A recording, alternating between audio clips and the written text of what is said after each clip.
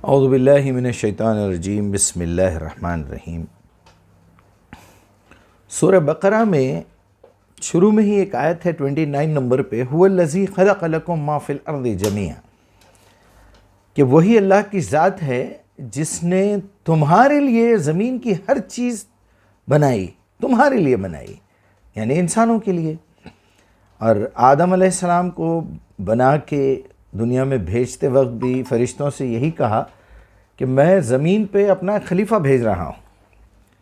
اب ظاہر بات ہے زمین پہ جب آپ بھیج رہے ہیں تو پھر اس زمین کو بھی ہمارے لیے پیدا کر رہے ہیں، ہماری یہ گریوٹی، یہ سورج، چاند، ستارے، سب کچھ۔ غرض یہ ہے کہ آپ ذرا غور کر کے ایک لسٹ بنا لیجئے کہ ایک انسان جو چیزیں کھاتا ہے، پیتا ہے، پہنتا ہے، استعمال کرتا ہے، سب زمین کا ہی ایک حصہ ہے، اسی میں سے سب کچھ نکلتا ہے۔ تھوڑا تصور کریے کہ اس دنیا کو جب اللہ نے پیدا کیا اور شروع کیا آدم اور حوا سے، تو لازمی بات ہے نہ اس وقت کوئی الیکٹریسٹی تھی، نہ کوئی ہوائی جہاز تھا، نہ کپڑے تھے، نہ کوئی گھر تھا۔ کہیں کہیں پر کوئی فروٹ لگا ہوا ہوگا، کہیں پر کوئی پھول ہوگا، کہیں پر کوئی پتی ہوگی، کہیں پر گیہوں ہوگا، چاول ہوگا۔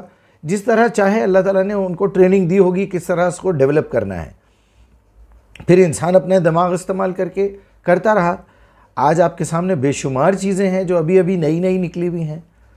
میں صرف آپ کو اگر پے ٹی ایم اور فون پے اور اس طرح کی مثالیں دوں، گوگل پے، تو ایک 10 سال پہلے تو کسی کے تصور میں بھی نہیں تھا۔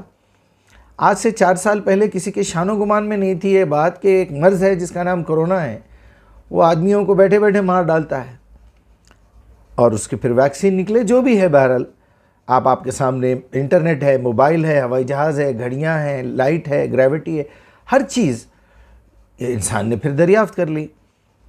یہاں بات میں جو سمجھانا چاہ رہا ہوں آپ کو یہ ہے کہ دنیا میں کوئی چیز حرام نہیں ہے، یہ یاد رکھیے۔ آپ کو شوق لگے گا، آپ یہ سوچیں گے ارے یہ تو بہت بڑی بات کر رہے ہیں مجیب صاحب۔ جی بالکل، کیونکہ ہم لوگوں کو غور و فکر کرنے کی عادت بالکل نہیں ہے۔ ہم کو کسی نے سکھایا بھی نہیں کہ کبھی خاص طور پہ دین کے معاملے میں عقل استعمال نہیں کرنا۔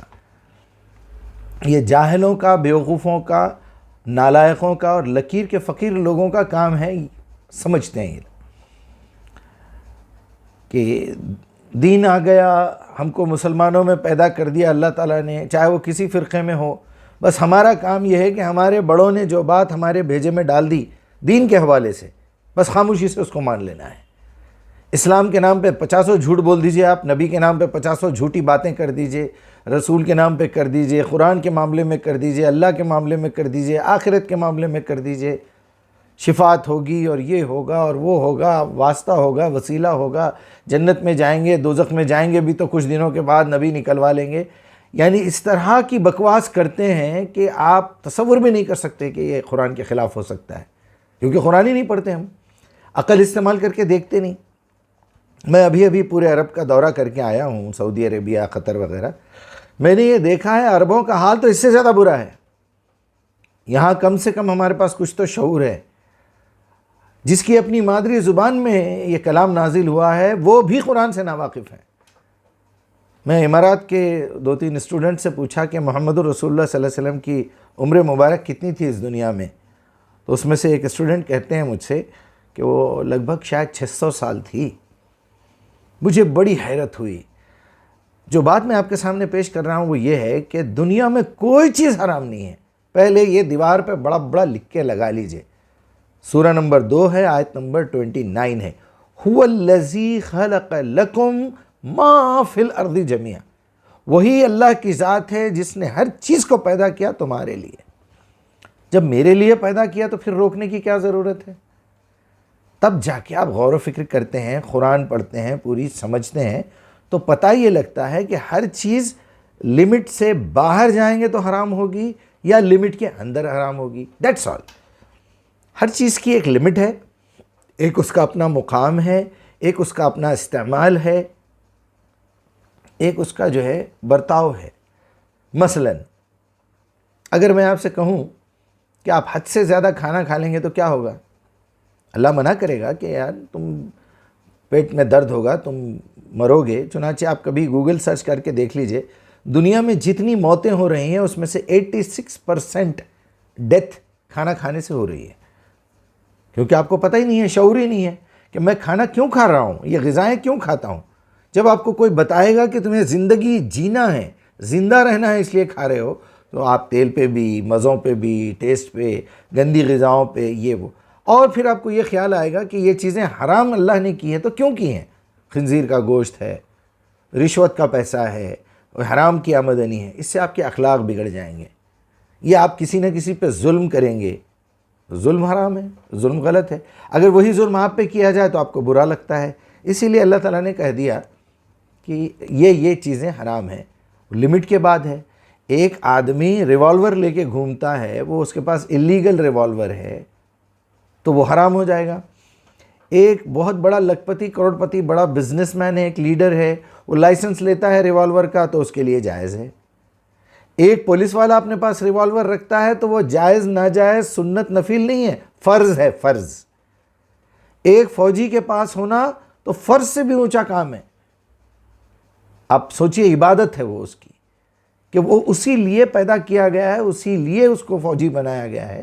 اگر وہ کسی کو گولی نہیں مارے گا تو دوسرا اس کو گولی مار دے گا اور اس کے وطن، اس کے ملک کے اوپر حملہ کرے گا۔ تو بذات خود بندوق، چاقو، یہ ٹی وی، یہ موبائل، یہ اینٹینا، یہ انٹرنیٹ حرام نہیں ہے، شاعری حرام نہیں ہے، مصوری حرام نہیں ہے، میوزک حرام نہیں ہے، گلوکاری حرام نہیں ہے، ایکٹنگ حرام نہیں ہے، اس کا استعمال حرام ہے۔ ایک چاقو ایک عورت کے پاس بھی ہوتا ہے، ایک چاقو پاکٹ پلیئر کے پاس بھی ہوتا ہے، وہ راستے میں اندھیرے میں کھڑے رہ کے چاقو دکھا کے لوگوں کے جو ہے پیسے ناجائز طریقے سے حاصل کرتا ہے۔ ایک گوشت والا اسی سے گوشت کاٹ کے دیتا ہے۔ ایک ہاسپٹل میں ایک نرس ایک مریض کو اپنی ہی چاقو سے اس کو فروٹ کھلاتی ہے، وہاں چاقو رکھی ہوئی ہوتی ہے، لیکن پاگل خانے میں چاقو نہیں ہوتی۔ کیوں؟ کیونکہ وہ پاگل ہے، اس کا استعمال غلط کرے گا۔ اسی لیے یہ چیزیں حرام کی جاتی ہیں پاگلوں اور کم عقلوں کے لیے، اور یہ اسی طرح کے لوگ کہتے ہیں یہ حرام ہے، وہ حرام ہے، وہ حرام ہے۔ اللہ تعالیٰ نے بتایا ہے کوئی چیز حرام ہے تو اس کا سبب بھی بتایا ہے۔ نماز سے بڑی کوئی چیز ہو سکتی ہے، لیکن ایک جگہ پہ نماز پڑھنا حرام ہے۔ کیوں؟ کیونکہ وہاں سورج آپ کے سامنے ہے۔ آپ ظہر کے بعد عصر تک، عصر کے بعد مغرب تک، یہ ٹائم میں آپ جو ہے نماز پڑھنا حرام ہے۔ فجر کے بعد سجدہ کرنا حرام ہے۔ اچھا، آپ کو پیٹ میں درد ہے، گیسز ہو رہے ہیں، ضرورت کے لیے جانا ہے اور یہاں جماعت کھڑی ہو گئی ہے، جماعت میں جانا حرام ہے۔ آپ حد سے زیادہ تھکے ہوئے ہیں، نیند کی ایسی حالت میں ہیں کہ آپ کو کچھ سمجھ میں نہیں آ رہا ہے، نماز کے لیے جانا حرام ہے۔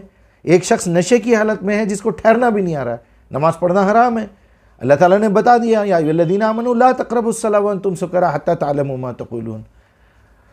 تو یہ جو بیکار کی بحث کرتے ہیں لوگ، حلال ہے، حرام ہے، حلال ہے، حرام ہے، ان کو کم سے کم اتنا سوچنا چاہیے کہ کم سے کم میری عقل یہ کام نہیں کر سکتی، اس لائق نہیں ہے، تو مجھے کم از کم کسی سے پوچھنا چاہیے، کم سے کم اللہ کے سامنے سجدہ ریز ہو کے اپنے پرانے گناہوں کی معافی مانگ کے، اللہ سے مدد حاصل کر کے، تعاوض حاصل کر کے اس کی کتاب کو سمجھنے کی کوشش کرنا چاہیے۔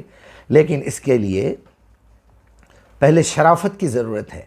اگر انسان اندر سے ذلیل قسم کا ہے، وہ کمظرف ہے، وہ کمینہ ہے، وہ کم عقل ہے، تو اس کی عقل پہ بھی تالے پڑ جاتے ہیں، اس کے دل پہ بھی تالے پڑ جاتے ہیں۔ ہوتا کیا ہے؟ وہ بنا سوچے سمجھے کسی بھی چیز کو حرام بول دیتا ہے، وہ بنا سوچے سمجھے فتوے لگانا شروع کرتا ہے، وہ بنا سوچے سمجھے کسی کو کافر کہہ دیتا ہے، وہ بنا حساب لگائے کیلکولیٹ کرے کہ کسی کو ذلیل بول دیتا ہے۔ میں تو کیلکولیٹ کر کے بول رہا ہوں آپ کو۔ تو ایسے نالائقوں کے لیے وہی بات کو پکا کر دینا چاہیے، کیونکہ ان کا ضمیر تو اس لائق ہے نہیں کہ وہ قرآن کو کھولے، اللہ کی مدد حاصل کرے۔ اتنی مردانگی، اتنی طاقت، اتنی شجاعت تو ان کے اندر ہے نہیں کہ سچ کو قبول کرے کہ کل تک میں ایک بات کو مانتا تھا، آج مجھے اللہ کے کلام میں یہ بات مل گئی کہ یہ چیز ایسی ہے، میں کام کرتا تھا، مجھے پتہ چل گیا یہ چیز حرام ہے، تو مجھے چھوڑ دینا چاہیے۔ میں کل تک ایک چیز کو حرام سمجھتا تھا، اللہ تعالیٰ نے بتایا یہ حلال ہے، تو مجھے فوراً اس کو حلال ماننا چاہیے۔ میں کروں نہیں کروں ایک الگ مسئلہ ہے۔ اکثر ہمارے گھروں میں ہم نے دیکھا ہے لڑکے لڑکیاں بوٹی کا سالن نہیں کھاتے، وجڑی جسے کہتے ہیں پاکستانی میں، پنجابی میں، کہ بکرے کی بوٹی کا سالن نہیں کھاتے، کلیجی نہیں کھاتے۔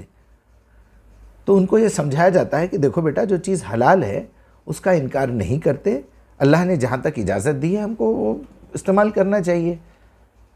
پھر دیکھنا چاہیے اللہ کے نبی صلی اللہ علیہ وسلم نے اپنی زندگی میں اس کو کچھ بتایا ہے، اس کی کوئی تفصیل بتائی ہے، یا پھر یہ دیکھنا چاہیے سائنس نے اس کے بارے میں کچھ کہا ہے، اپنی عقل استعمال کرنا چاہیے۔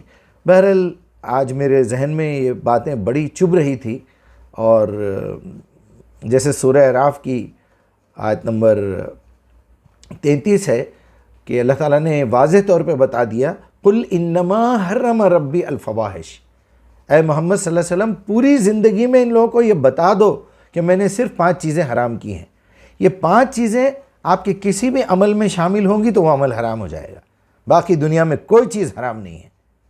اس میں کیا ہے؟ بے حیائی۔ اب یہ بے حیائی بیوی کے ساتھ اگر میں جمع کرتا ہوں تو آپ اسے بے حیائی نہیں کہہ سکتے، پھر بات ادھوری ہو گئی کہ بے حیائی کھلی ہو یا چھپی، دنیا کے سامنے ہو یا چھپی، آپ بیوی کے علاوہ کسی اور کے ساتھ ایسا عمل کریں، بے حیائی ہے۔ قُلْ إِنَّمَا حَرَّمَ رَبِّي الْفَوَاحِشَ مَا ظَهَرَ مِنْهَا وَمَا بَطَنَ وَالْإِثْمَ، وہ حق تلفی کہ آپ کسی کا حق مار رہے ہیں، جبکہ آپ دیکھ لیجئے وہاں جنگیں ہو رہی ہیں، لوگ ہار کے بھاگ رہے ہیں یا مر رہے ہیں، ان کا جو مال بچ رہا ہے اسے مال غنیمت کہا گیا ہے، وہ نبی صلی اللہ علیہ وسلم دوسروں کو بانٹ رہے ہیں، وہ حق تلفی نہیں ہے۔ تو آپ پہلے سمجھیں کہ حق تلفی کیا ہے۔ والبغی بغیر الحق، بغاوت کرنا حق کے خلاف، یعنی حق کے ساتھ بغاوت کرنا جائز ہے، اس کے یہ معنی نہیں ہے۔ اس کے معنی یہ ہے کہ اگر ایک ریوالور سے آپ کسی مجرم کو مار رہے ہیں تو وہ حق تلفی نہیں ہے، آپ اس کی جان اس لیے لے رہے ہیں کہ وہ آپ کا دشمن ہے، یا اس کی جائیداد آپ کو ہڑپ کرنا ہے، یا آپ کی کوئی پرسنل دشمنی ہے، یا اس نے کوئی ایسی حرکت کی ہے آپ کے ساتھ، تو لازمی بات ہے بغی بغیر الحق ہے۔ اس کے بعد اللہ سبحانہ و تعالیٰ نے فرمایا ان تشرکوا باللہ ما لم ینزل بہ سلطانہ، کہ تم کسی ایسے کو اللہ کے ساتھ شریک ٹھہراؤ جس کا اللہ تعالیٰ نے یہ کوئی ثبوت ہی نہیں پیش کیا۔ ان تقولوا علی اللہ ما لا تعلمون، یہ سب سے بڑا گناہ کبیرہ ہے کہ تم اللہ کے بارے میں، دین کے بارے میں، قرآن کے بارے میں، رسول کے بارے میں، آخرت کے بارے میں کوئی ایسی بات کہو جس کا تمہیں علم نہ ہو۔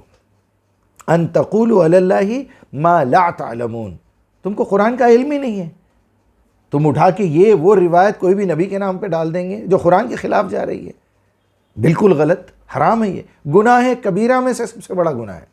آخری میں اللہ تعالیٰ نے بتایا ہے، یہ آیت کو اپنی دیوار پہ لکھ کے لگا لیجئے، سورہ بقرہ کی آیت نمبر 29 لکھ لیجئے، سورہ اعراف کی آیت نمبر 33 لکھ کے لگا لیجئے، اور یہ لکھ دیجئے بڑا بڑا کہ دنیا میں کوئی چیز حرام نہیں ہے۔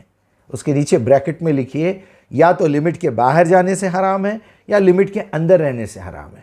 خنزیر کا گوشت، اللہ تعالیٰ نے قرآن میں بتا دیا کہ تم خنزیر کا گوشت بھی جب تمہاری موت بالکل قریب آ جائے، جب تمہاری حالت بالکل خراب ہو جائے کہ تم مرنے کی حالت میں آ جاؤ اور انتظار نہیں ہو رہا حلال رزق کا، تو ایک لقمہ زندہ رہنے کے لیے کھاؤ، بشرط یہ کہ تمہارے دل و دماغ میں گناہ کرنے کی نیت نہ ہو، مجبوری کی حالت ہو۔ قرآن اٹھائیے پڑھیے، کوئی بھی حرام کھانا، تو ہم کو یہ پتہ چلے گا کہ ہم کیا کیا غلطیاں کر رہے ہیں۔ ساری باتوں کا لب لباب یہی ہے کہ قرآن کو پڑھیے، سمجھیے، اس میں تدبر کیجئے، اس کی دعوت دیجئے، اس پہ عمل کیجئے، اور جب بھی قرآن پڑھ رہے ہیں اس نیت کے ساتھ پڑھیے کہ مجھے اپنا تزکیہ چاہیے۔ کما ارسلنا فیکم رسولا منکم یتلو علیکم آیاتنا ویزکیکم ویعلمکم الکتاب والحکمہ، دیکھو میں نے ہر زمانے میں جب سے دنیا شروع ہوئی ہے تم ہی انسانوں میں سے ایک آدمی کو اپنا رسول بنایا، اس کے پاس اپنی کتاب نازل کی تاکہ وہ تمہارا تزکیہ کر کے دکھائے، تمہارا پیوریفیکیشن کرے کہ آدم اور حوا وہاں سے جنت سے زمین پہ اس لیے اتارے گئے کہ انہوں نے ایک نافرمانی کی جس کی وجہ سے ان کی شرمگاہیں ظاہر ہو گئی، اور جنت میں رہنے کے لیے کسی قسم کی کوئی گندگی وہاں نہیں چاہیے، اس لیے اللہ تعالیٰ نے ان کو یہاں اتار دیا، ان کو سکھائے، کلمات سکھائے، انہوں نے معافی مانگی، جب یہاں آئے تو آپ کو ایک 60-70 سال 100 سال کی زندگی ملی، آپ کو یہ سکھایا گیا۔ اس کے بعد سورہ شمس میں بتایا گیا کہ وہ نفسم وما سواہا الہمہا فجورہا و تقواہا قد افلح من زکاہا، جس نے اپنے نفس کا تزکیہ کیا وہی فلاح پائے گا، قد خاب من دساہا۔ اسی کے ساتھ میں اللہ تعالیٰ سے التجا کرتا ہوں جو کچھ بھی میں نے کہا ہے اللہ تعالیٰ مجھے بھی عمل کرنے کی توفیق عطا فرمائے، اگر کوئی غلطی مجھ سے ہو گئی تو اللہ اسے معاف کرے اور ہم کو اس کا ادراک بھی عطا کرے۔ السلام علیکم۔